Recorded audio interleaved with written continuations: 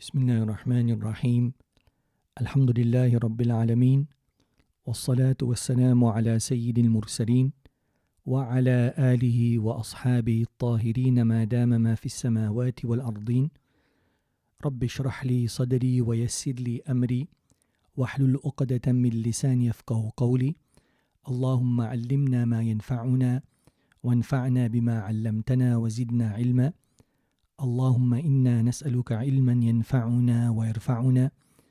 اللهم إنا نسألك علما نافعا ورزقا واسعا وعملا متقبلا وشفاء من كل داء. وبعد، السلام عليكم ورحمة الله تعالى وبركاته. Alhamdulillah, we thank and praise Allah subhanahu wa ta'ala for His many blessings that He has bestowed upon us, and we beseech Allah subhanahu wa ta'ala to increase us in those blessings. Alhamdulillah, by His grace, we are working our way through this all-important primer on Islamic legal theory, the title being al-Waraqat, a few pages relating to this important science of Islamic legal theory. In today's lesson, after having looked at the ahkam, which Imam al-Haramain lists as 7, we now go on to discuss certain terminologies which Imam al-Haramain lists. Very important terminologies that we will come across in terms of Islamic legal theory, and importantly when working our way through any fiqh, any juristic manual. So the first issue which Imam al-Haramain addresses here would be the concept of fiqh, and he provides the following technical definition, or rather terminology, or if you wanted to, insight in terms of the term fiqh. So he says, وَالْفِقْهُ أَخَصُّ مِنَ الْعِلْمِ. The reason why I lagged a bit there would be that we had already looked at the literal meaning of the word fiqh. Fiqh means to understand. We have also looked at the technical definition of the word fiqh, and that is مَعْرِفَةُ الْأَحْكَامِ الْمُتَعَلِّقَ بِأَفْعَالِ الْمُكَلَّفِينَ. Knowledge of the revelatory laws of Allah subhanahu wa ta'ala.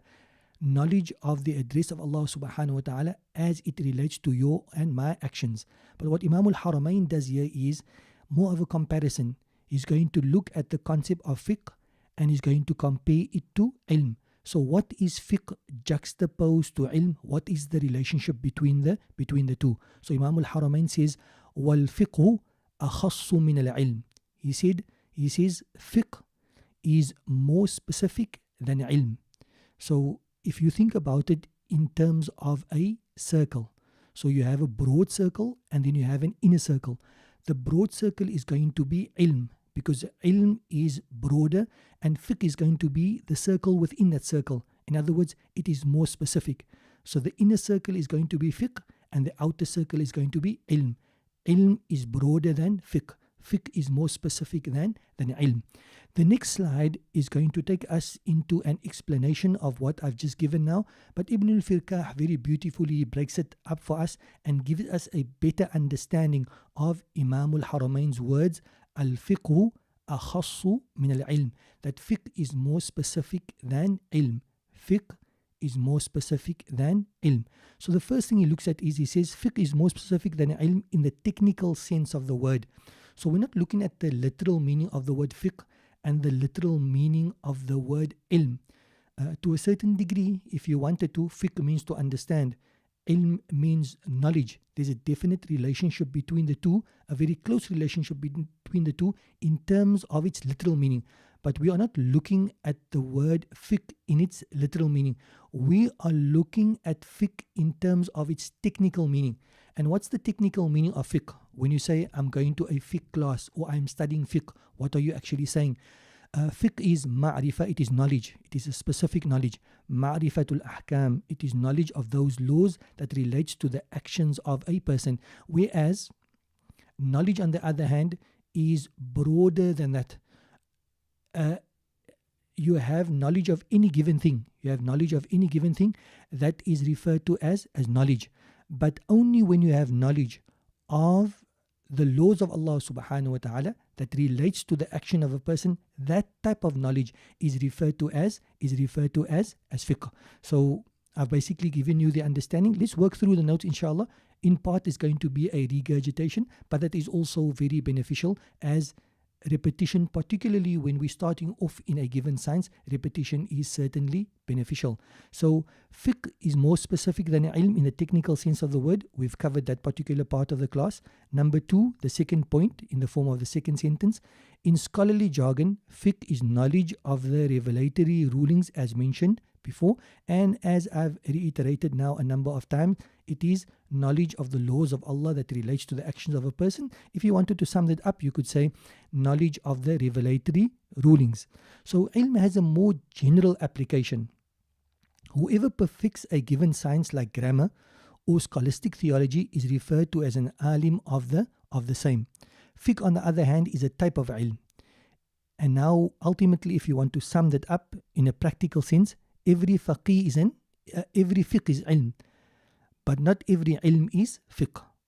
Every faqih is an alim, but not every alim is a faqih. So that basically very clearly points out the relationship between fiqh and ilm. So for example, a person studies grammar. Does he have knowledge? In other words, does he fit into the outer side of the circle? Absolutely, he has knowledge. Are we going to refer to him as an alim? Yes, we're going to refer to him as an alim.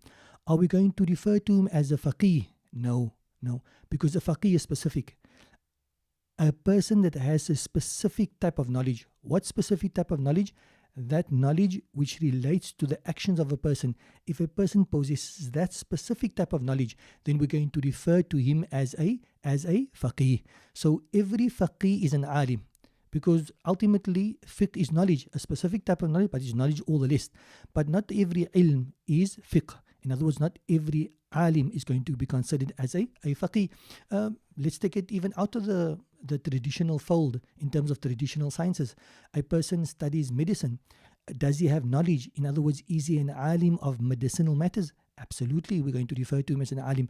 But are we going to refer to him as a faqih? No, we're not going to refer to him as a faqih, because faqih refers to a person that possesses a certain type of knowledge, a specific type of knowledge. And that specific type of knowledge is the laws relating to the actions of a person. And Allah subhanahu wa ta'ala knows best. Now, so that is really the first idea that we're going to be dealing with in today's class, which Imam al-Haramain mentions.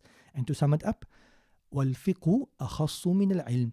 That fiqh, the idea of fiqh as a technical term, knowledge of the laws relating to the actions of a person, that is more specific than ilm.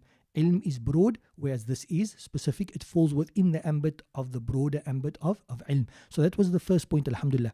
The next point we're going to go to, since we had looked at the relationship between fiqh and ilm, Imam al-Haramain now goes to the concept of ilm. What is ilm? Imam al-Haramain provides us with a definition of what ilm is. So he says, وَالْعِلْمُ, knowledge, وَالْعِلْم, or let's just leave it as ilm. What is ilm? مَعْرِفَةُ الْمَعْلُومِ عَلَى مَا هُوَ بِهِ. So before we go to the English translation provided here, let's just look at the words and break it down. Ma'rifa is synonymous to ilm. وَالْعِلْمُ مَعْرِفَةُ.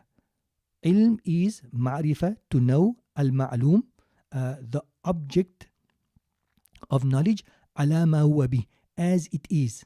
Wal-ilm, ilm is ma'rifatul ma'lum, knowing the object of knowledge, ala ma huwa bih, as it is.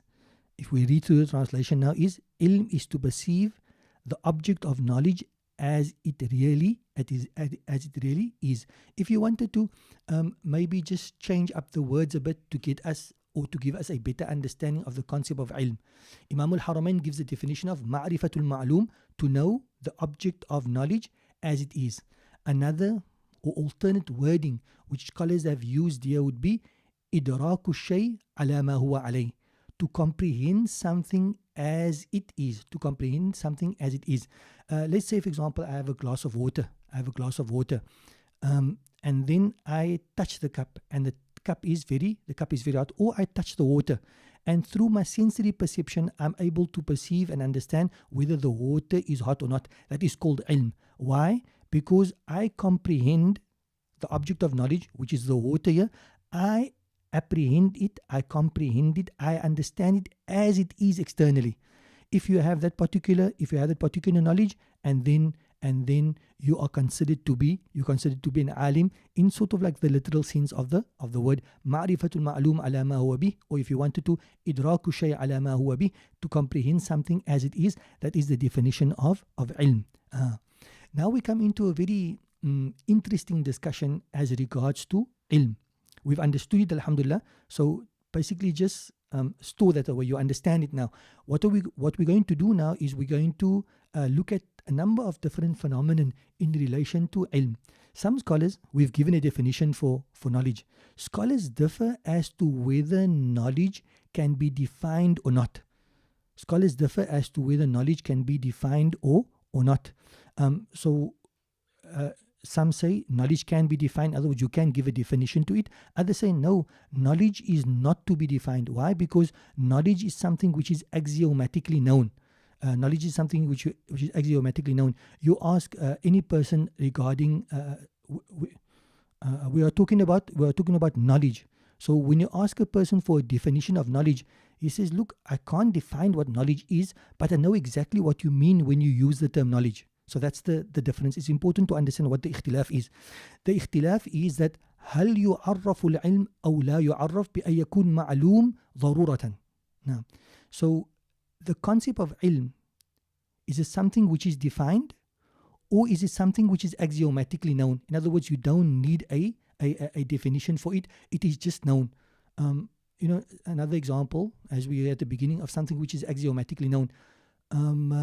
I ask you, do you exist? You say, I absolutely exist. Your knowledge of your own existence is something which is axiomatically known. You just know it. You don't have to define it in any way. You don't have to explain it in any way. It is axiomatically known. Okay, so we get back to the point now, the interesting point. And what is that? That scholars differ in relation to ilm. What is the difference? Some say that it is a concept which can be defined, or should be defined if you wanted to. Others say no, it cannot be defined. In what sense? In a sense that it is axiomatically known. So if it's axiomatically known, then you don't require a definition for it. So that's the first point. Now, the second point is our scholars say, look, when we're talking about ilm in terms of the definition, what are we talking about? So we're saying ilm, two groups. One side, there's a definition for it. The other group says you don't require a definition because it is axiomatically known. It is known. What ilm are we talking about? We are talking about ilm in a sense of idrak, comprehension. We don't mean ilm in a sense that, so-and-so is an alim. In other words, he has a store of knowledge. We are not talking about that particular meaning of ilm. We are talking of the meaning of ilm in a sense of idrak. So ilm as idrak, ilm, knowledge as comprehension. That knowledge, can it be defined, or is it axiomatically known? The scholars differ in relation to that, and Allah subhanahu wa ta'ala knows best. So the first view basically says that ilm, and now ilm, like the manatiqa, like the logicians, like they understand. When you talk about ilm to a logician, what does he understand thereby? He simply understands thereby idrak, tasawwur, conceptualization. So knowledge as conceptualization, knowledge as comprehension, can it be defined? The first group of scholars say, look, no, it cannot be defined. Why? Because ilm as a quality is that which uncovers other things. So, for example, I don't have knowledge of whether the water is hot or not hot. So what uncovers the state of the water for me? It is knowledge. It is my possession of knowledge. It is ilm, that particular quality which uncovers the state of the water for me. Now, if we're going to take ilm and we're going to give a definition to it, then what happens is that ilm is pending on the definition. So the definition uncovers the defined. What's the problem over there? We are stripping the actual quality of its quality. And what is the quality of ilm? That it uncovers. If we provide a definition for it, it now means that the definition uncovers as opposed to the concept itself uncovering, and that is problematic. You might turn around and say, look, so why don't we define ilm by ilm? The answer to that is going to be that we're defining something by itself, and that, in as far as definitions go, is very, very problematic. So these are the reasons why the first group of scholars, in terms of the order what is mentioned over here, though historically not like that, the first group of scholars, it is for these two reasons which I mentioned now, that they say that ilm as idrak, as comprehension, cannot be defined. Ilm is just something which is known. Look, you might ask the question now that, so how do we get to comprehend and understand ilm itself, the idea? We find what comes to mind now is Imam Ghazali rahimahullah in the Al-Mustasfa. What does he do? He doesn't define ilm as such, but he takes a different approach in terms of informing you what ilm actually is. So he follows this idea of mithal and taqsim. So what he does basically is things are known by its opposite. So he tells you what knowledge is not.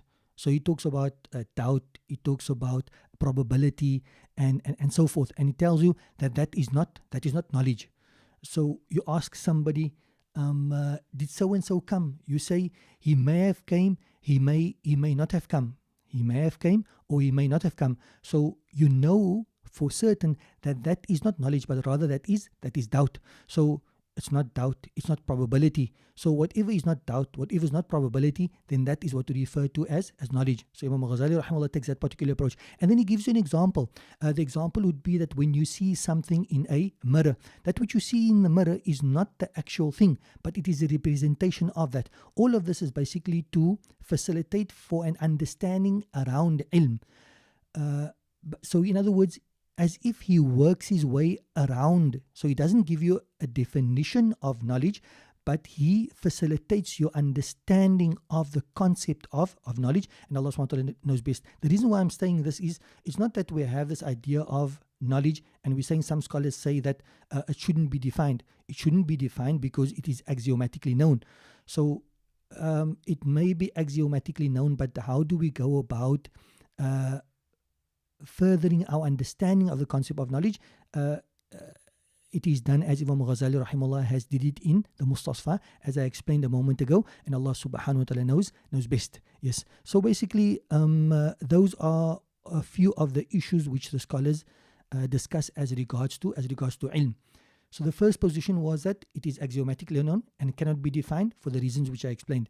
The other view, which is the view obviously taken by Imam al-Haramain. Imam al-Haramain, he mentions here in terms of the Waraqat that ilm is ma'rifatul ma'loom, knowing the object of knowledge, ala ma huwa bih, recognizing the object of knowledge as it is. In other words, comprehending something as it is externally. So what is Imam al-Haramain did? Imam al-Haramain has provided a definition for ilm. And Imam al-Haramain is not alone in this particular regard. Imam al-Haramain, you find that Imam Fakhruddin al-Razi has also provided a definition for ilm, telling us that they are of the view that ilm is something which should be and can be defined, and they've provided definitions for it. And Allah subhanahu wa ta'ala knows best. So whatever I've said now is contained within the slide or notes if you wanted to. So let's timelessly, inshallah, read through the explanations given here. So the first thing we're going to be looking at would be, look, scholars differ as to whether ilm can be perceived by definition or whether it is axiomatically known. Now, whether you require definition or whether it's axiomatically known.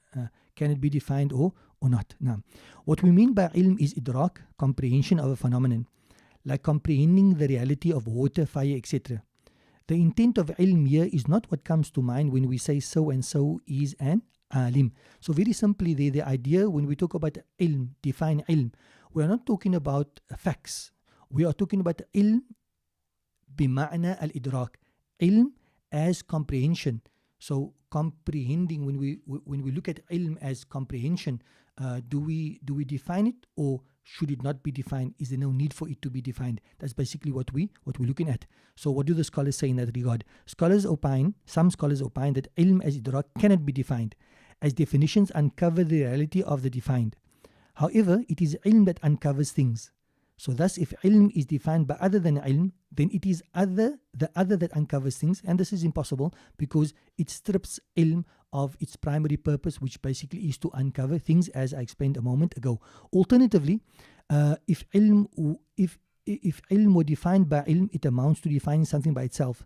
This is the view of Imam al-Haramain in Al-Burhan and explicitly stated by Fakhruddin al-Khatib. So I need to backtrack there. I jumped the gun and made a mistake in that particular regard. We find in the Waraqat that Imam al-Haramain gives a definition for ilm.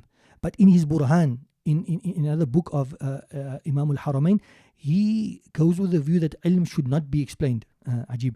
And Fakhruddin ibn al-Khatib, Fakhruddin al-Razi, has the same view, and Allah subhanahu wa ta'ala knows best. So please just keep that in mind in terms of when you consolidate the lesson, that I made a slight error in that particular regard, that Imam al-Haramain, his view in terms of the Burhan as well as Fakhruddin al-Razi, their views are that ilm cannot be defined. It should not be defined. But you see that Imam al-Haramain differs in terms of the Waraqat. He actually gives a definition which tells us that it can be defined, and Allah subhanahu wa ta'ala knows best.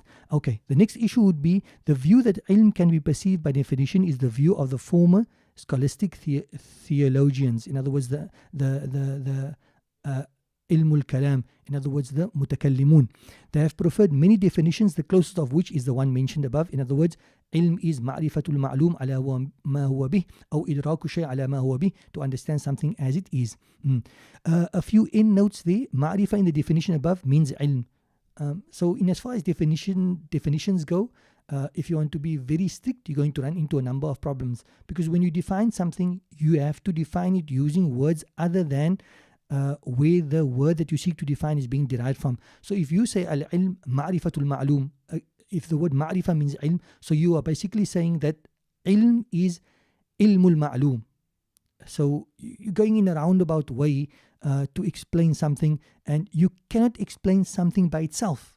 You have to provide an other form of definition. So, even if you went on the view that says ilm can be defined, then I would humbly submit that, and other scholars have mentioned this, it just comes to mind now. I'm not saying that I'm saying this, idraku shay ala ma huwa bih, to comprehend something as it is. That would be a better choice of wording in terms of defining ilm, and Allah subhanahu wa ta'ala knows best. So ma'rifa in the definition above means ilm. The word ma'lum is used in order for existential and non-existential phenomena, as they are to fall within the ambit of what is defined. So here again, a very important phenomenon.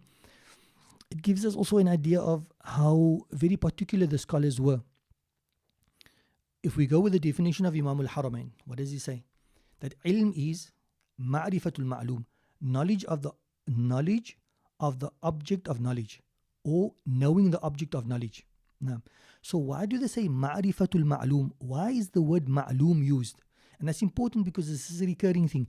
You'll find this in many of the books. What comes to mind again is the Mustasfa Imam Ghazali rahimahullah. He looks at the definition which the Mu'tazilis have given to ilm. So what they say there would be idraku shay. And I mentioned this definition earlier on to facilitate understanding, but that definition is not without criticism. So Imam Ghazali's criticism of the definition idraku shay, I'm focusing on the definition from a particular perspective. Is it better to say idraku shay, or is it better to say idrakul ma'lum? If you say idraku shay, when you use the word shay, now according to the Ahlul Sunnah wal Jama'ah, الشيء وعندنا الشيء هو الموجود وثابت في الخارج الموجود. According to us, the word shay refers to something that is extant.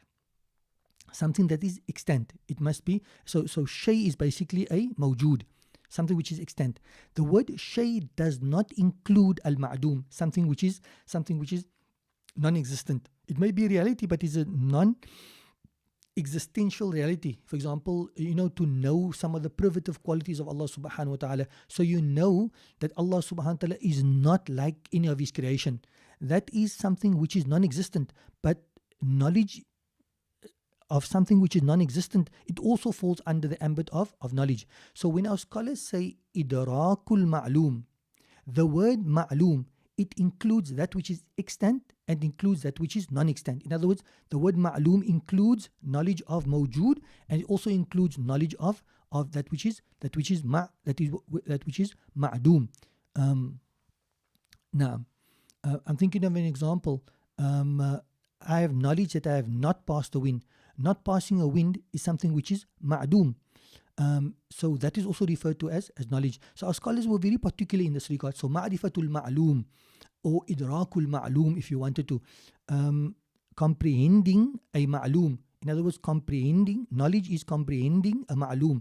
The word ma'loom includes that which is extant and that which is not extant, and Allah subhanahu wa ta'ala knows best. So there we have that, and that is explained in terms of the English as the word ma'loom is used in order for existential, which is mawjood, and non-existential phenomena, in other words ma'doom, as they are, externally as they exist, to fall within the ambit of what is defined, in other words, to fall within the ambit of knowledge. So if you define knowledge at idraku shay, understanding something, it means now that knowledge is limited to things which are extant, and it excludes realities which are non-extant or non-existential, and Allah subhanahu wa ta'ala knows best. So in other words, I know that you are not mad, for example, that you are not insane. Insanity in relation to you is a non-existent phenomenon. My knowledge that you are not extant, it's still knowledge, though it relates to something which is non-existent. So it's very important that non-existential phenomenon be included in the definition, and for that particular reason, our scholars define ilm as idraku, not shay, but rather idraku al-ma'loom. Now, but if a person, to make things clear and so forth, it basically says, like I said earlier on, idraku shay ala ma huwa bih, understanding something, but on a technical point, then the word shay is not the best word to use, because it only refers to mawjood according to us, and knowledge attaches to everything. If you think of Allah subhanahu wa ta'ala in terms of sifatul ilm, the knowledge of Allah subhanahu wa ta'ala, what does it relate to? It relates to everything. It relates to everything. Now, there's a portion of the Jawhara which comes to mind in this particular regard, that talks about hearing. But in terms of knowledge, Allahumma salli wa sallim, there's a part that says فقدرة بممكن تعلقت بلا تناهي ما به تعلقت والعلم لكن عم ذي وأما أيضا واجبا والممتنع. That the knowledge of Allah subhanahu wa ta'ala, it relates to possible things, but it also relates to necessary things, and also wal-mumtani, it also relates to things which are impossible. So it's impossible for it to exist externally, but it's still a concept. So Allah subhanahu wa ta'ala has knowledge of all of those things which is impossible. So knowledge in relation to Allah subhanahu wa ta'ala, and to a lesser degree in relation to us, relates to that which is non-existential as well. So that is why our scholars have looked at this in this particular manner. So to end of this particular part of the discussion, Ibn al-Firqah, what he says here is that what is ilm really? What do we take home from here? So if I recall the Arabic correctly, it's basically a yudrikal insan, that a person understand a yudrikal insanu shay'an ala ma huwa bi fil kharij, that a person comprehends something as it is externally, not in terms of his mind, as it actually is externally, and Allah subhanahu wa ta'ala knows best. We go on now to the next part of our discussion, bi'idhnillah subhanahu wa ta'ala. So we've looked at two things so far. We've looked at what is fiqh, and the scholars say al-fiqhu akhassu min al-ilm, that fiqh is more specific than knowledge. Knowledge is broad, and fiqh is a specific type of knowledge, number one. Number two is, what is ilm? What is ilm? What is the definition of ilm? And the Imam al-Haramain has given the definition, ma'rifatul ma'loom ala ma huwa bih, that knowledge or knowing, comprehending the object of knowledge as it really is, that is knowledge. Now again, we can employ the principle, al-ashya'u tu'rafu bi'addadiha, things are known by its opposites. So what is the opposite of ilm? The opposite of ilm is jahl. Imam al-Haramain gives a definition for jahl. What does he say? Wal jahlu, jahl tasawwuru shay, to conceptualize of something, ala khilafi ma huwa alayh, in contradistinction to what it is. So let's think about it in this particular, let's use the glass example again. So what happens is that here's a glass of water. So I think the water is cold, right? Then I take it and I start drinking and I realize it's hot. So forget about me drinking the water. The water as it stands there, it is actually hot. At that point in time, I perceive, I understand, I apprehend the water to be cold. Now, so what is that? That is jahl. What is jahl? Jahl is conceptualizing something in contradistinction to what it actually is. I'm thinking that it is cold, but it is actually hot, and that is the type of jahl. But the type of jahl that it actually is what our scholars refer to as a jahl murakkab. Jahl murakkab. And the definition which Imam al-Haramain really gives is a jahl murakkab, which is a compound form of ignorance. Why is it compound? The example that I've given, why is it compound? Number one is I don't know the reality of what it is. In other words, I'm thinking it's cold, but it's actually hot. So I don't know what the reality is. And then I superimpose a conceptualization of it, which is other to what it actually is. And that is what makes it compound. As opposed to when somebody asks me, look, is the water hot or not? What do I say?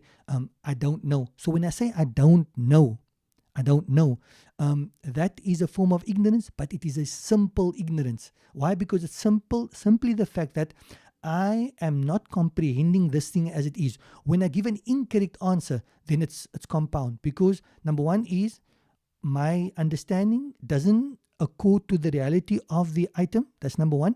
And number two is I'm superimposing an incorrect conceptualization on the item in question. So let's read through that now, bi'idhnillah subhanahu wa ta'ala, that particular explanation. Jahl, ignorance, is of two types: compound ignorance and simple ignorance. Simple ignorance is the absence of ilm. Like when somebody asks me, is the water hot or cold? I just say basically, look, I don't know. It is called simple ignorance as there is no complexity to it. It is a single phenomenon. In other words, the absence of knowledge. And when we talk about inna min al-ilmi an taqula la adri, of knowledge, is that you can say I don't know. When you say I don't know, it's basically a simple ignorance that you are admitting. And a simple ignorance is something which is overlooked and excused. But when a person doesn't know, and he almost like imposes an incorrect comprehension onto a reality out there, then that is compound interest. And to the best of my understanding, a compound interest is something which is not overlooked. لا تقف ما ليس لك به علم. Do not follow that which you have no knowledge of. إن السمع والبصر والفؤاد كل أولئك كانوا مسؤولا. All the senses is going to be asked of. These are the senses through and by means of which we can actually acquire knowledge. If we're unable to acquire the knowledge, the proper comprehension, at the very least we should say, look, I don't know, but not to superimpose an incorrect understanding, and that basically amounts to compound ignorance, and Allah subhanahu wa ta'ala knows best. The last point which Ibn al-Firkah mentions here would be in terms of examples. I ask you what lies at the deepest part of the ocean. You say, look, we don't know, we yet to discover what is there. That is an example of simple ignorance. What lies within the deepest recesses or in the crust of the earth, and you say, look, I don't know, we're still discovering, we haven't gone that far. That would be examples of simple ignorance, and Allah subhanahu wa ta'ala knows best. Compound ignorance, which is the problem. Compound ignorance is a belief vis-a-vis a thing, in relation to a thing, while the thing differs from what is assumed. So here Ibn al-Firkah gives us a few examples, and the examples are quite interesting. He says, like an anthropomorphist assuming that Allah is a body. When we look at that particular, this is compound interest, not compound interest, compound ignorance, and perhaps the two, compound ignorance and compound interest, are equally negative, and Allah subhanahu wa ta'ala knows best, knows that this is a slip of the tongue. So an anthropomorphist believes Allah to be a body. That's a compound interest. That's a compound ignorance, sorry. Why is that? Because in reality, Allah subhanahu wa ta'ala is not a body. لَيْسَ كَمِثْلِهِ شَيْءٍ لَمْ يَكُنْ لَهُ كُفُوًا أَحَدٌ. Allah subhanahu wa ta'ala is unlike his creation. فواجب له الوجود والقدم كذا بقاء لا يشاء بالعدم وأنه لما ينال العدم مخالف برهان هذا القدم. Allah subhanahu wa ta'ala is different from his creation. مخالف, Allah subhanahu wa ta'ala is different from his creation. So if the creation is a body, then Allah subhanahu wa ta'ala is not a body. But now you find an anthropomorphist. You find that when he conceptualizes of Allah subhanahu wa ta'ala, then he conceptualizes of Allah subhanahu wa ta'ala as a body. That is compound ignorance. Why? Because he doesn't understand the reality of what Allah is upon externally, as Allah subhanahu wa ta'ala exists externally. He doesn't know that. And then he superimposes an incorrect understanding, and that is that Allah subhanahu wa ta'ala has a body. This is what we refer to as compound ignorance. Another position, a Mu'tazili, he believes that Allah subhanahu wa ta'ala will not be seen on the day of judgment, that Allah subhanahu wa ta'ala will not be seen by the believers. This is another form of compound ignorance, because Allah subhanahu wa ta'ala will be seen. So he denies the concept as it is, or as it is going to pan out, and then he superimposes a rejection of it.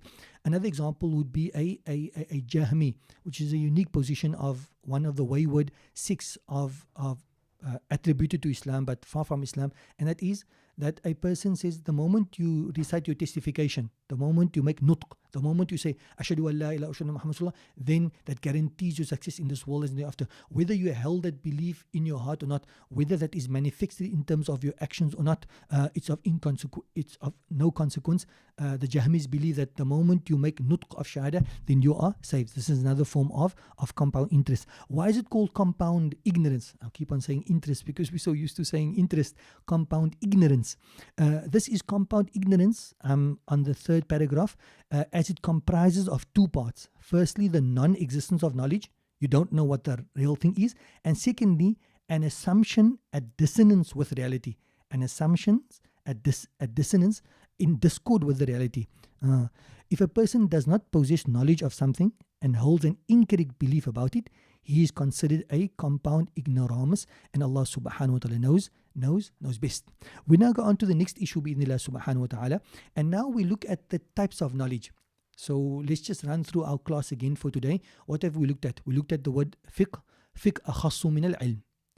And then what have we looked at? We said al-ilm ma'rifatul ma'lum ala huwa bih. Then since we were discussing ilm, we had to look at jahl, and we said jahl were two types. What two types is jahl? Jahl sadij, if you wanted to, and jahl murakkab, a simple form of ignorance, and then you get a compound form of ignorance. Now we're going to again revisit this concept of ilm, and from a different perspective we find that ilm is divided into two types. Okay, that will follow in terms of the explanation bi'idhnillah subhanahu wa ta'ala, but we might as well tackle it now. It says that ilm is of two types. The one is ancient ilm, and that is the knowledge of Allah subhanahu wa ta'ala. So we put that on one side. And then we get an ilm which we refer to in Arabic as hadith, an ilm which is emergent, it comes about. I've taken the definition from some of our local scholars here, and they look at the term hadith, in other words, inferential. Knowledge that you have, but you actually have to infer this knowledge. It's something which you have to gain.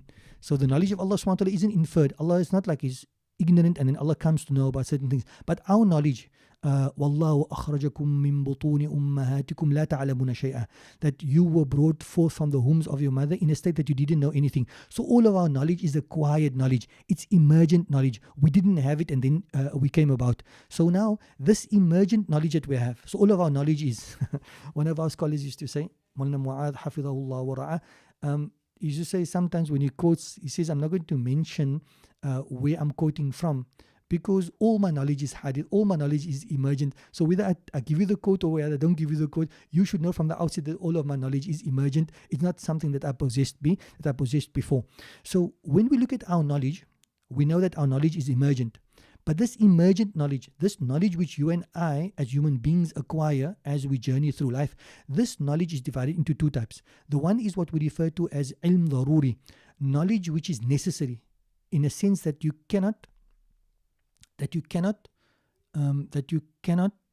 push away from yourself. For example, currently if you're listening to the class and your hearing faculties are operational, optimally operating, the moment my voice goes to your outer ear, and it basically goes into the middle ear, and then it goes into the inner ear, and all of those processes take place.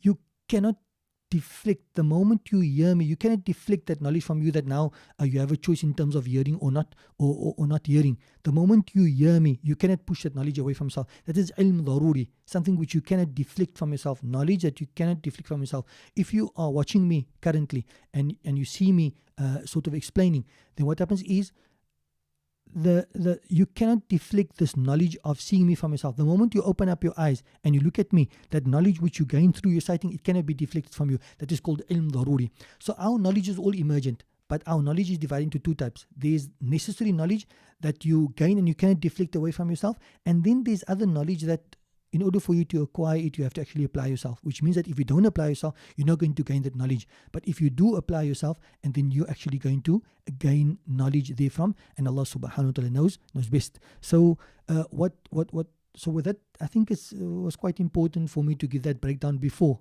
because now we can understand what Imam al-Haramain means when it comes to al-ilm al-dhururi. So he's telling you that your knowledge is not ancient. He's telling that you and I, we were born ignorant, not knowing anything. So our knowledge is emergent. Those emergent knowledge is divided into two. The first one is what he mentions over here, وَالْعِلْمَ الضَّرُورِ وَالْعِلْمَ الضَّرُورِ, non-inferential knowledge. وَالْعِلْم, knowledge, although necessary knowledge, so to say. Non-inferential knowledge. مَا لَمْ يَقَعْ عَنْ نَظْرٍ وَاسْتِدْلَالٍ, is the knowledge that does not require any inference or the adducing. Inference, nazar. وَالْإِسْتِدْلَالِ, adducing. In other words, you don't have to apply yourself. إعمال الفكر, you don't have to apply yourself. And an example of that would be كَلْعِلْمِ الْوَاقِعِ بِإِحْدَى الْحَوَاسِ الْخَمْسِ, like that knowledge which you acquire through one of the five senses. So that is basically the types of knowledge. Ilm daruri, and I think it's the last slide of today's class where we're going to be talking about al-ilm al-muktasab, a knowledge that you earn, in other words, inferential knowledge. So let's go quickly through what we have here. I think I've explained most of them, but whatever we haven't covered in terms of my explanation, we'll cover in terms of our reading now, bi'idhnillah subhanahu wa ta'ala. So knowledge is defined as emergent, hadith, and ancient qadim. Allah's knowledge is ancient and is neither referred to as necessary nor earned. Then very importantly, in relation to Allah subhanahu wa ta'ala, we don't refer to Allah subhanahu wa ta'ala's knowledge as ilm daruri. We basically say Allah subhanahu wa ta'ala's knowledge is qadim. That's the terminology we use.